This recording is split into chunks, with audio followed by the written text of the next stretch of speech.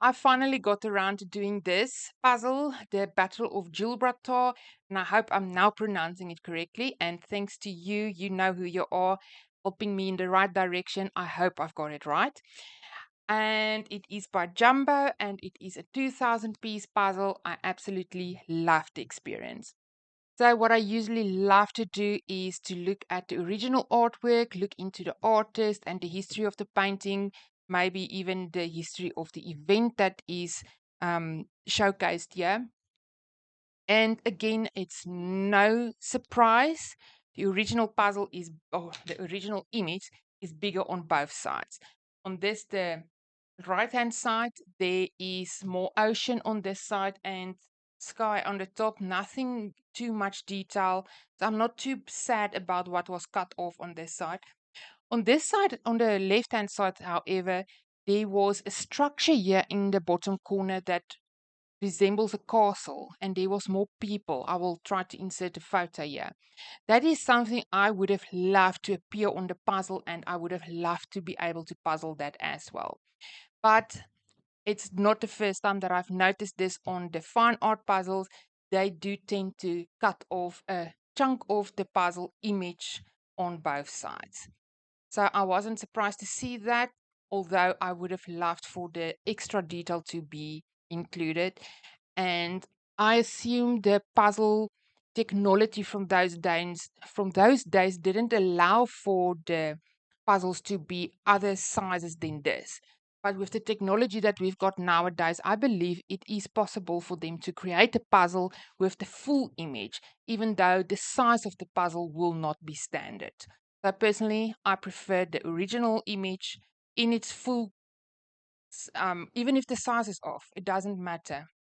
So maybe that is something that we will see in the future. Who knows? Another thing that I noticed is that by the same artist and other artists, there is a couple of images, beautiful, all of them in their own right, of this same event of the Battle of Gibraltar in 1607. This happened somewhere in 1607, so quite a lot of years ago, and it is quite a popular subject for some of the most beautiful paintings. There's one in specific by the same artist that created this one that is more in a panoramic layout, and I would give anything to have that image as a panoramic puzzle and be able to assemble that. It is gorgeous. The last thing that was interesting enough to note is the box credits the artist as C.H. Vroom. I hope I pronounced that correctly. It's only in recent years that they discovered that the artist is not Vroom, but Cornelis van Wieringen. And the only reason that they thought for so many years that it is Vroom is because it resembles his artwork. He's got also a painting with the same subject that is very similar to this one. And I believe it could only have been in the last 25 to 30 years that they discovered that it is actually von Wieringen's image and not Vroom's. I speculate that this puzzle should be from around the 1990s, maybe early 2000s, which make it more or less 25 to 30 years ago that this puzzle was credited to Vroom. So it must have been only after that that they decided to amend the credits to the artist as to von Wieringen. And I found that very curious because for more than 200 years, they credited the wrong artist. And it's just amazing that nobody at any stage came forward and say, but no, this is not his work. My father or my husband or my grandpa never did that painting. This is actually someone else's. Or the von Wieringen's family did not step up and say, but my father created that image. So it is believed that von Wieringen used Vroom's image as a more or less a template or a reference, and that's why the style is so similar. But despite what's on the box, it was not Vroom that created this absolutely beautiful image. So since this is a bit more of a tricky image, I thought I would run you through the time lapse and just talk you through how I tackled this image. And I must say, because of all the detail in here, it was definitely the easier puzzle of all the battleship puzzles that I've ever assembled. So, as some of you might know, I'm absolutely a fan of battleship puzzles. In general, I absolutely love a naval scene. It is one of my favorite subjects to puzzle, and I've done quite a few. This one for me tend to be on the easier side, and I'll talk you through it because there's so much detail. You can't help but just know where everything goes. But yeah, let's look at the time lapse and I'll talk you through my process. Okay, so 1 hour, 4 minutes in, I did a very rough sort. We start here and we've got the edge pieces. This is the dark pieces and blue, which I assume will be water pieces. This is all the dark browns, which I think will be mostly ships. This is all the pieces with what looks like people on it. This is everything red and yellow and orangey. I think this is all the flames. There might be some flags in there.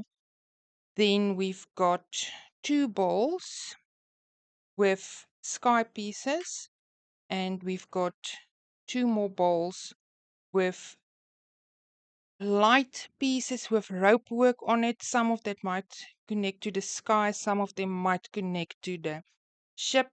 But this is everything that I could recognize with rope pieces. So this is how far I got with the edge. So obviously I missed sort a whole bunch of the edge pieces, as you can see here.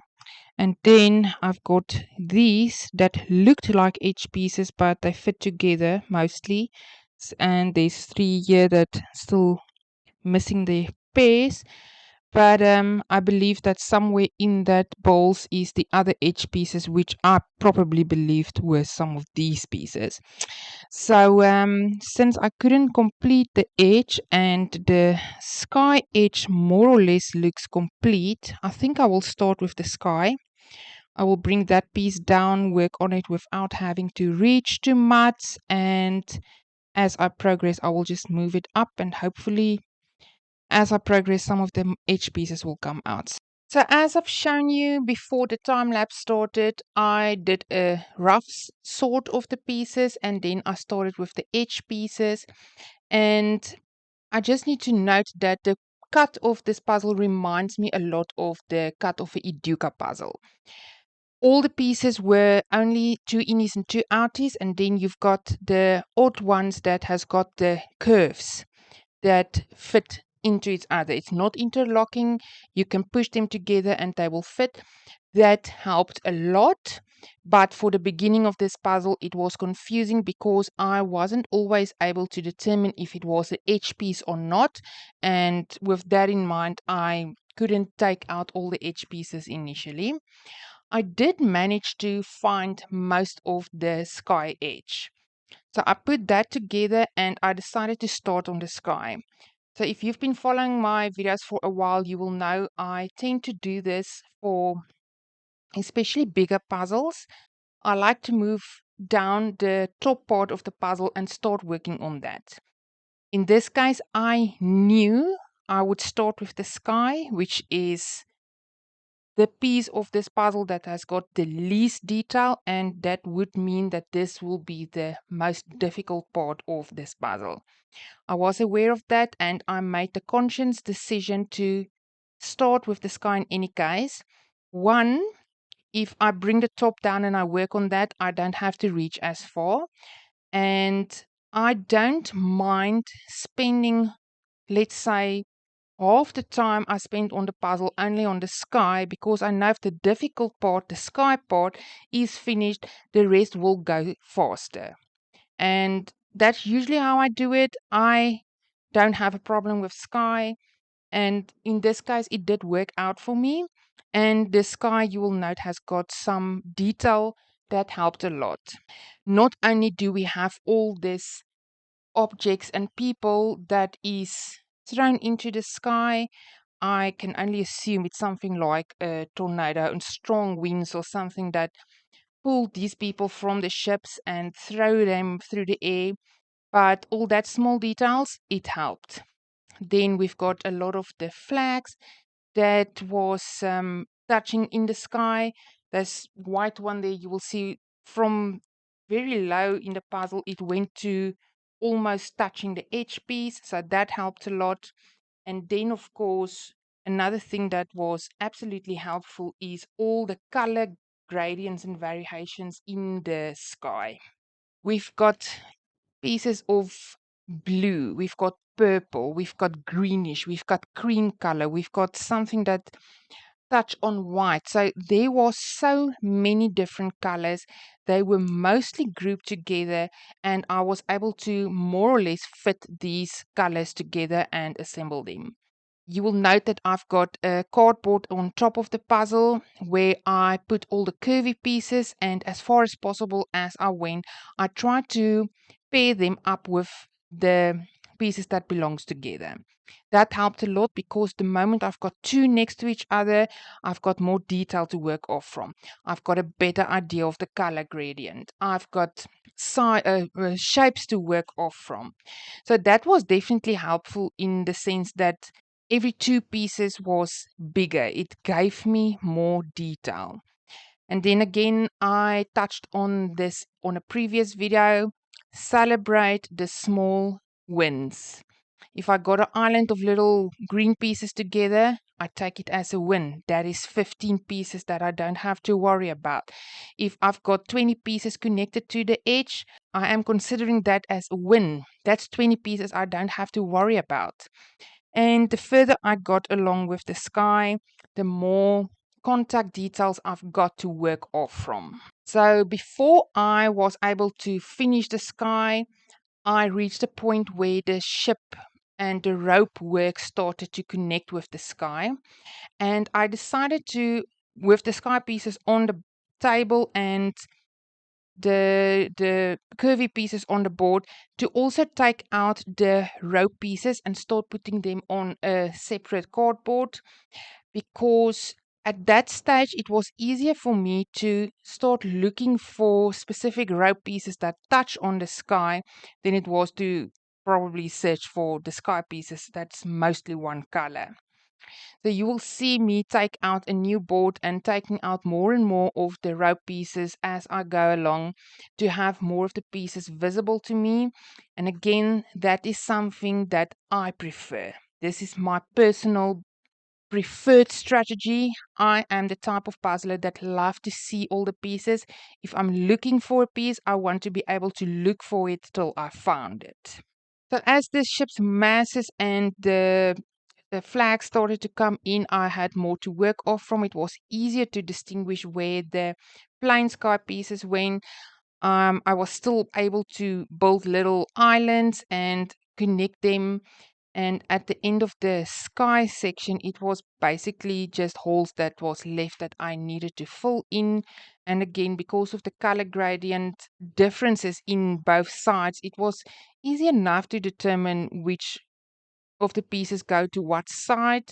There was some areas that was a little bit more confusing, where it's got this little bit of a brown undertone in it. That was visible in both sides. So I was not always 100% certain if it went to the left or the right, but once I took the darkest of those out for the left-hand side, it was easy enough to determine, okay, the balance should go to the right-hand side. So again, as I said in a previous video, the process of elimination. And the more you put in, the less you've got to consider. I estimate that I worked on the sky probably close to 10 hours, and taking into consideration the amount of pieces that takes up the sky and the amount of detail that is visible, I'm quite happy with that. I didn't mind spending that time on the sky.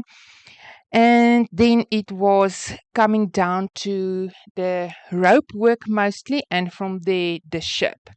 So the rope works gave me a whole lot more detail to work off from. I enjoyed that part quite a lot. And because of contact clues, I can see which ones touch on the sky, and because of the color gradient on the sky, I could more or less determine on what side it would connect. Then you will also see, as most of the sky pieces are out of the way now, the rope pieces took up the main focus. But at some point, I will also start to take out the ship, the dark brown to have that visible to me as a second option if I'm looking for pieces. I don't know if that makes sense at all. But again, I prefer to see all the pieces. If I'm not finding the piece I'm looking for, the next obvious place I would be able to look for it will be in the dark brown bowl. So I took them out. I think at the most I had 6 cardboards on my table, and most of the time, the majority of those cardboards had the pieces for the section I'm working on, but there was at least 2 that also had, I want to say, the next section's pieces starting to be visible and available to me for consideration. There is the ships in the foreground that was a darker color, and the detail on those were much more detailed and visible and vibrant in color. And then we've got the ships in the background that was very light in color. The lines were more faint. And because of that, again, I've got enough detail to work off from to determine, okay, this is the ships in the background, this is in the foreground. Again, contact clues helped a lot. At some stage here, I decided to switch over to the orange and red yellow ball just to give me a sense of space.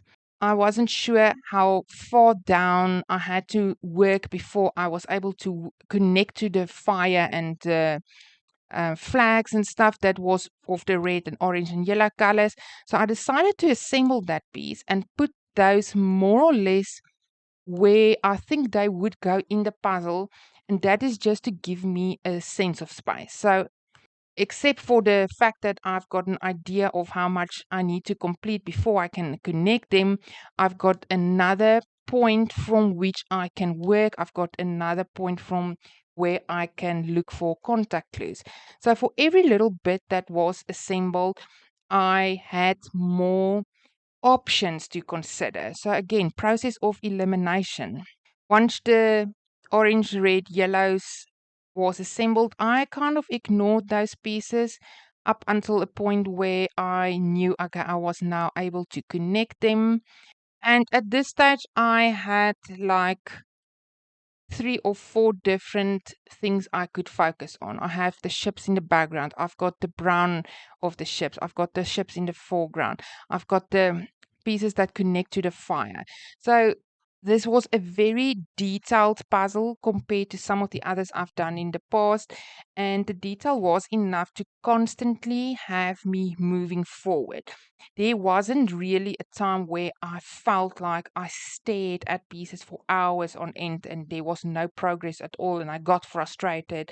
Nothing like that. There was constant progress for me, and I appreciate that of this image.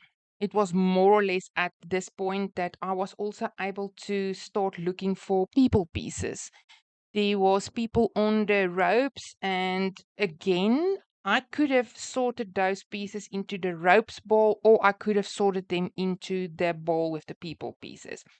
And because of that, I started taking them out because I knew it is not necessarily in the one or the other. I had to had both visible to me to be able to look for those.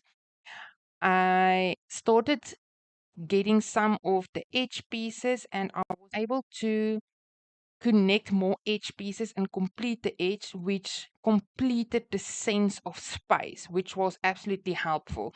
At this point, I was able to determine, oh, yes, I'm more or less halfway through this puzzle. And again, a small win. I did celebrate this point in the puzzle. The edge is more or less complete, the sky is complete. And then I also touched on this in another video, that elusive missing pieces. There was 2 pieces there in the right top hand corner on that mass that I was convinced was missing. For the longest time, that pieces I couldn't find. Eventually, this puzzle was 100% complete, for which I'm very thankful. But yeah, all of this is stuff I talked about on another difficult puzzle. And it's just to show that this is something that will happen in most difficult puzzles. You will get that sections where there's pieces that you can't find.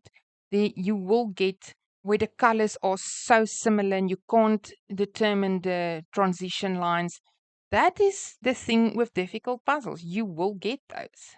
So the ships in the background, that color differences there threw me a little bit. They were very dark in the center, and those were only completed a little bit later.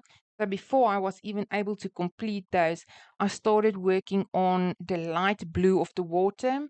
The light blues were very distinct. And again, you will see on the cardboard here, the bottom ones got the brown for the ships, and the top ones I started taking out the blue ones for the water. At this stage, I think I had more or less all the remaining pieces available and visible to me. So from here on out, it was basically just looking for the pieces that I was missing. And sometimes and this is going to sound weird, I don't know. Sometimes I was looking at a space and looking for the pieces that went into that space. Other times I was looking at the pieces and tried to determine where on the puzzle in which space they need to go. I don't know if that makes sense at all. How do you look for pieces? Do you look at the space and then try to find something that fits in there? Or do you look at the pieces and try to determine in which space they should belong? Help me out. How do you do it? But yeah, from here on out, mostly the dark brown work with the ship. Again, the details were enough to make this not impossible. There was detail that was not so distinct that I could determine on which ship it belongs, but it was defined enough that I could determine that it is pieces of the ship. I could determine the orientation of the pieces. And with the process of elimination, I was able to eliminate most of the brown pieces, and I completed most of the ship's bottoms without too much of a problem. And then it was basically the ocean, the blue, that remained. This was a little bit more tricky than the ships and the rope work because all the colors are more the same. It was not as distinct and gradient as the sky, for instance, but luckily there wasn't as many pieces that made up the water. So again, with line work, the orientation and the thickness and the direction of the lines, I was able to complete these water pieces. And I must say, this was an absolute joy to assemble. And as I said, definitely one of the easier naval battleship puzzles. So that is it. So I hope that you found something interesting in this video, even if you're not a fan of fine art puzzles. And if you're not a fan, I appreciate you sticking around and watching through to the end. And I would just like to say to all of you, thank you so much for watching. I really appreciate your time. Take care, and I'll see you in the next one.